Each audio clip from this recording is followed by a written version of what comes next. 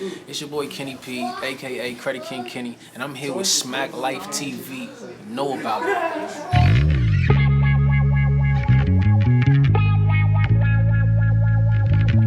What's good, everybody? I go by Credit King Kenny, only producer that can fix your credit, you hear me? So we be cooking up in here, you know what I'm saying? Talk about a whole bunch of stuff, building, beats, songs, putting together the whole vision, and part of that vision is the business behind it. So we talk about everything. We really build it to the next level. We here with Smack, you hear me? Yes, sir. When you get into the building, the credit part? Well, really the credit came to me, you feel me? Just getting out here, my first piece of equipment, I used my credit for it. So that was a big investment for me, especially as a young man. It was a whole $1,000, had a job, you know what I'm saying? I was like, I could pay that, but I don't got that whole thing on me right now. So they said, use your credit. So I put down 200, they credit the rest. I didn't know that they maxed out my card though. Yeah. You know what I'm saying? They gave me a card, and they gave me the card only for amount that I needed. And then I didn't know that having my joint maxed out like that was gonna bring my score down. So I was paying it on time. They said just pay $75 every month. Yeah. Cool, easy, that's nothing. Pay that every month. After a year paying that every month, you would think it would go down. It should be gone by now if you do the math. 75 times 12. I should have been done with that. Only said like $800. But I still only paid down 200. And that was cause interest. Cause my credit score went down, interest went up. So me paying $75 a month for 12 months did not pay that whole thing off. I only paid down $200 worth. Everything else went to the interest. Principal didn't even touch it, you know what I mean? So I had to learn about credit, and from there I just got with some good people. They taught me how to build this thing and how to do that, so I just brought over the business. A lot of people, when it comes to all these contracts that we deal with in the industry, you know, a lot of people wondering why so many artists get these deals and then they go broke. And if you actually look at the paperwork behind it, when it comes to the business and everything that we go through as artists, we gotta make sure we paying attention to our numbers. So a lot of times artists get these deals, but they don't realize they getting a percentage of their business versus you having a business. So like, for example, let's say you get a deal and you getting 15%. A lot of times, if your deal is for $1 million, that 15% that you get, you gotta pay that million back from the 15. So if y'all make $1 million, you only paid them $150,000. So you gotta do that 6 times over before you even make $1. You know what I'm saying? So a lot of times people don't realize that. And then they get that first million versus thinking it's an investment for my business. So I gotta grow this, I gotta market, I gotta get in the studio, I gotta do all that stuff. They spending on living expenses. They live off that, you know what I'm saying? And then it's hustling backwards. You gotta think of that as like a front. So in the same sense, you know what I'm saying?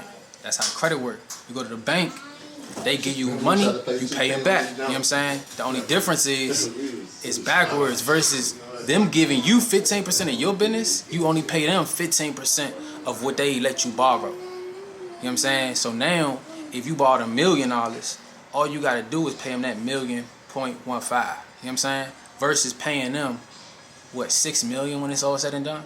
So that's why I got into it, because it's like, at the end of the day, if we get our stuff right, if we get our numbers right, if we get our own paperwork right, we can take all of that, get the money ourselves, and put that into our own business and not have to worry about it. That way, when we sit down with a table, with a label, we coming down to work with them how we want to work and not just being played with them because we don't know any better. You got to know something. So when you jump off the porch with the music? So I've been doing music since I was a tot, man. That's just been in me, you know. Grew up in the church, influenced by a lot of major artists, and I just always had a passion to want to be on stage, want to perform, and want to see the whole vision put together.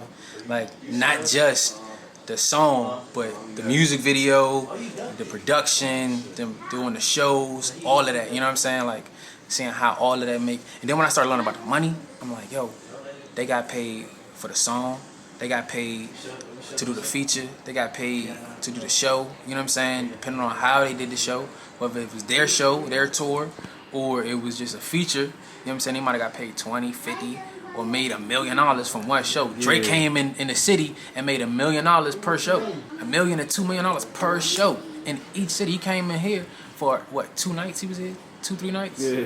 Turned up. You know what I mean? $2, $3 million. Easy. Just learning all of that got me into it as a little top, man. I'm telling you, I like numbers and how they work.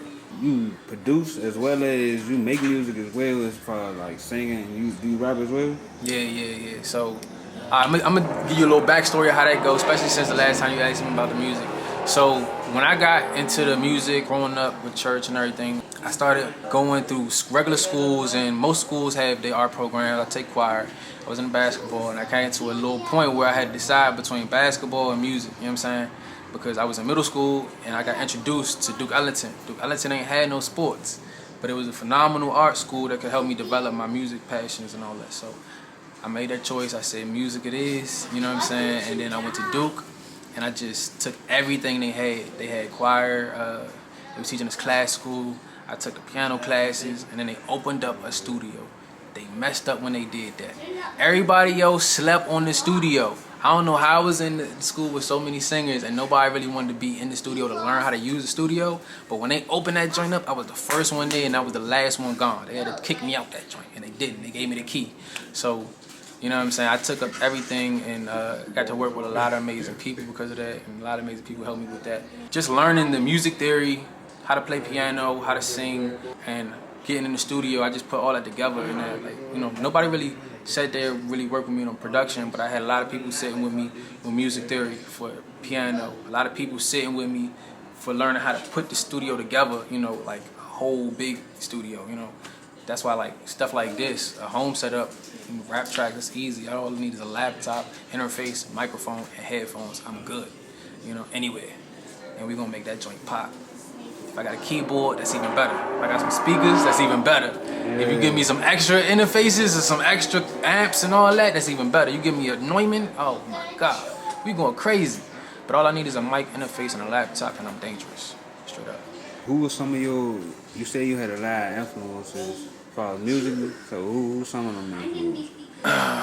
Alright, so as far as musically, some of my influences would have to be, singing-wise, let's go to groups. Okay. Boys to Men, Temptations, like anybody with tight harmonies, like Fifth Harmony, man.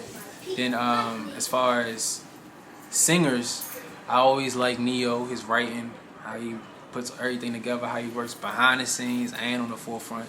You know what I'm saying? Because he go ham. That's a workaholic. Dream, how he puts everything together too. Like, he slept on, you know what I'm saying? He gets slept on, he still turn it up. Ross, musically, you know what I'm saying? Like, just for the business sense, you feel me? Like, the music business sense, I got Ross is a big one. Diddy, how you move. And so many people. Russell Simmons, I read one of his books early on, and it helped me understand so much about the industry. Just like what you could do with so little. Like, if you have a problem, get into the radio stations, you know what I'm saying? You can use the ads. Learn that from Russell Simmons, you know what I'm saying? Just buy ad spaces versus actually pressing the DJs out, you know what I'm saying? Like, chill. If your joint hit, people gonna request it, you know what I'm saying? So invest in yourself. Man, so many people. Michael Jackson, of course. Just that work ethic, and Prince. Like, Slim can go, you feel me? Run a whole session by itself. Make a whole song by itself, top to bottom. Like drums and all that. So when I be making beats and singing over the stuff and rapping over it, that'd be nothing to me. I'm like, look at that man. Like, real live, we had everything, had the headphones and have all that joint. Like, we had a couple people come in the studio that been in the studio with him and tell us like live how he works, and he'll just set up all around him and just go and just turn around like this and then go and then pick the saxophone up and play. Everything will just be going. Something like that. Yeah. R.I.P. Current, like, where you get your influence now from, like, when you making your beats?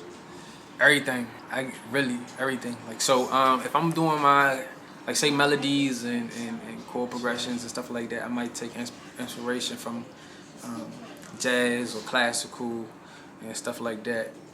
If I'm going bass lines, I like cinematic stuff, so like movies, but then also go-go.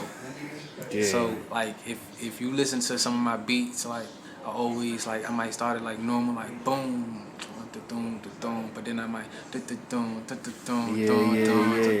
like I'll bring it a go-go pocket, like how they do the little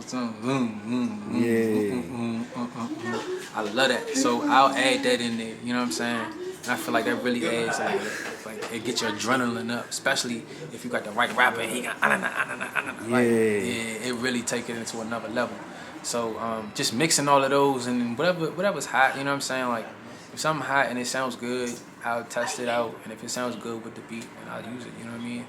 Like I'm not biased, you feel me? And I'm not the person that's trying to like not sound like somebody but also sound like like I create. You feel me? Like subhanallah, whatever I create is just from the higher being. You know what I mean? I'm just a vessel. You feel me? So I'm just here, and like whatever I hear, if it influences it and sounds right, I'm gonna put it to it. So if you feel like it sound like that, cool. It probably do. You know what I'm saying? I probably heard it in my subconscious with somebody playing it because they were just around and I ain't even realize it.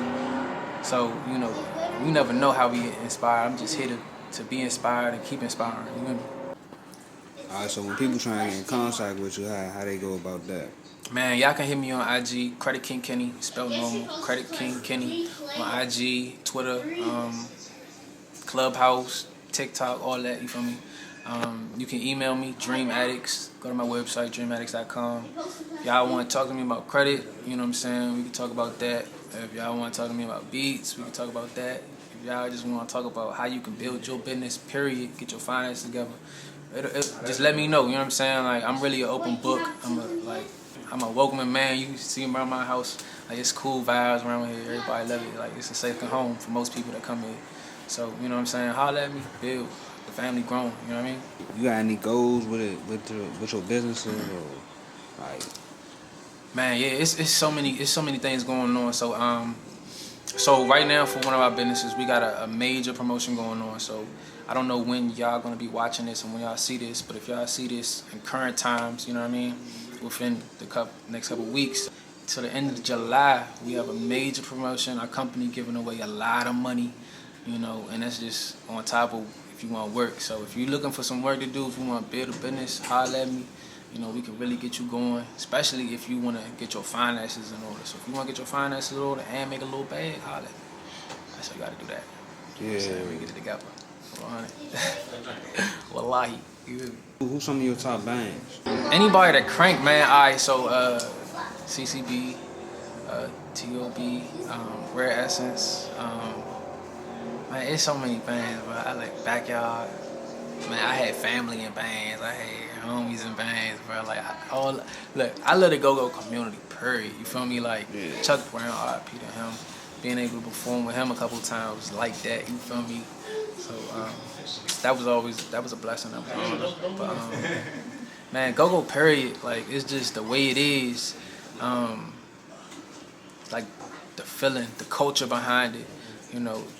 Sometimes in the city we get caught up in, like, you know, city drama, you feel me? And it gets in the way of things, but I think at the end of the thing, in the hindsight, when people really get focused and they just focus on business and like handling business and being good people, being good men and good women out here in Earth, period, like stuff can really move because a lot of positive stuff comes from the culture. So I'm gonna be a part of that, pushing that, you know what I'm saying? That's why the influence is there and I'm stamping it, you feel me? So you know, so don't ever think like Kenny ain't never, nah, the influence is there. All my beats you hear, the influence from the city is always in it. You know, if you don't hear it, then you gotta just pay attention a little deeper, dig deep, feel your soul, you know what I'm saying? I hear the city when I listen to my stuff. Ride through the city, it's not just go-go though. The city beautiful, like it's so much culture in the city, it's so much, like it's a melting pot for real, cause everybody comes here. You know what I'm saying? You just gotta sometimes not focus on the four walls around you, just look around a little bit and breathe it in.